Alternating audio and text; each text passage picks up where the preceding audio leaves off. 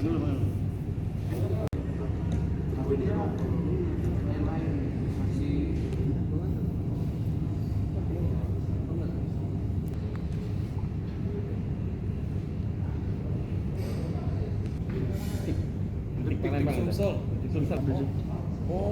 online, dia online.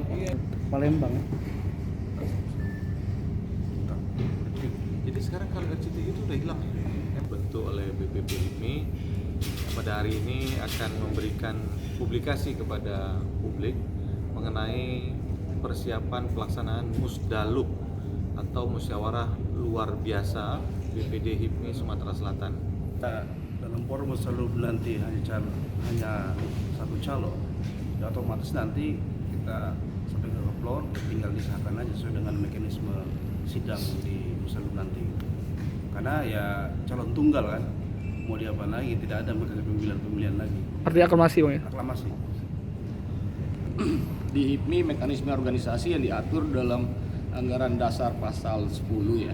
Anggaran dasar pasal 10 di tingkat BPD itu lembaga permusyawaratan tertinggi itu namanya Musda.